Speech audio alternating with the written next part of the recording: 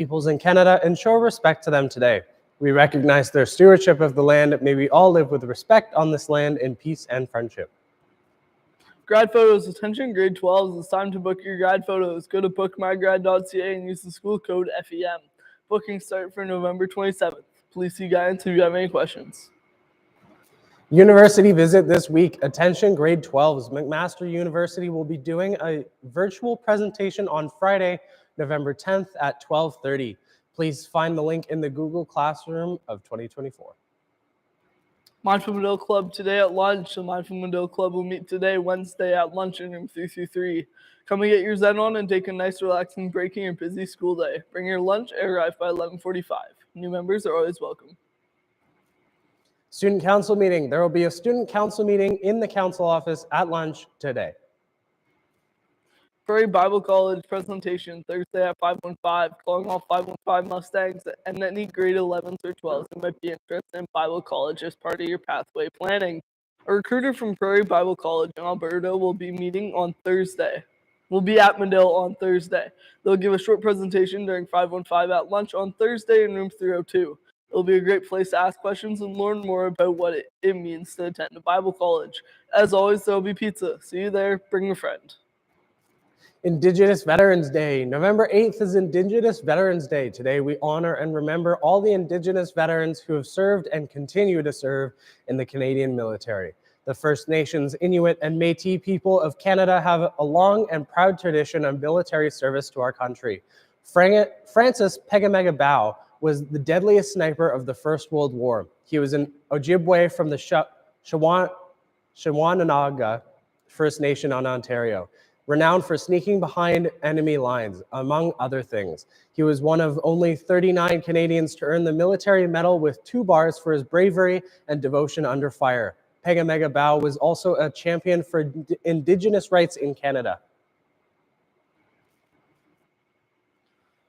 I am honored to be speaking to you today from the traditional territory of many nations, including the Mississaugas of the Credit, the Anishinaabe, the Chippewa, the Haudenosaunee, and the Wendat peoples, as Canada's Minister of National Defence. In 1994, in Winnipeg, Manitoba, Canadians observed the first Aboriginal Veterans Day, as it was then known, to honor First Nations, Inuit, and Métis veterans. At that time, Indigenous veterans were not recognized at official Remembrance Day ceremonies. Indeed, they were excluded from laying wreaths at the National War Memorial, and their military contributions were often overlooked. Now, every year on November 8th, Canadians across the country pause to mark National Indigenous Veterans Day. We pay tribute to the many Indigenous volunteers who raised their hands to fight for freedom and human rights, which they themselves were often denied. We know of nearly 15,000 Indigenous people who served Canada in the First and Second World Wars alone. We've heard stories of whole families serving and even of multiple generations enlisting. Their reasons for service were as diverse as the rich cultures and communities that they came from. Some joined to defend their country. Others joined to reclaim their warrior heritage, and many joined to escape colonial constraints that persist in many forms to this day.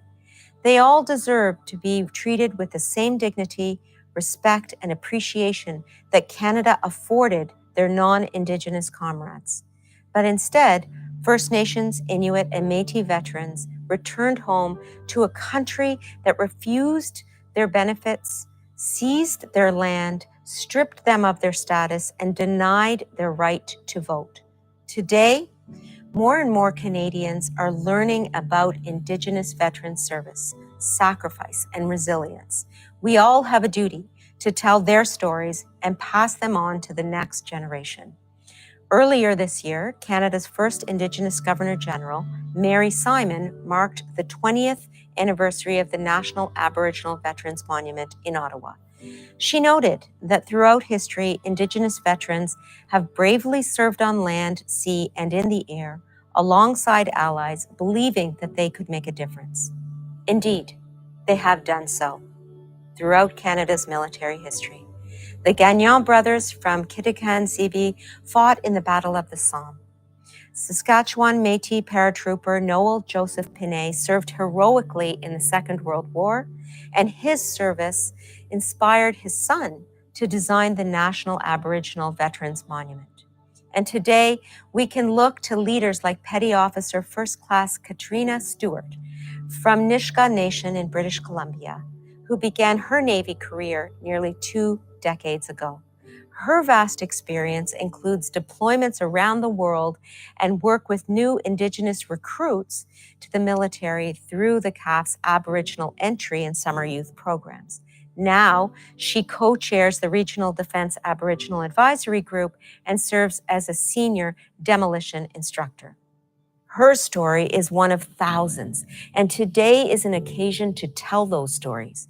To the many Indigenous veterans of our Canadian Armed Forces, you have made enormous sacrifices for our freedom and our security, and you have helped build a more peaceful and prosperous world. We thank you today and every day, lest we forget. I am honored to Remember the campaign until November 11th. Canadians are asked to wear the red poppy in remembrance of all those who have served and are currently serving in Canada's military. Poppies will be available for a small donation in the office. Calf special. Today's calf special will be chicken fingers and fries. Those are all your announcements for today. Thank you and have a great day.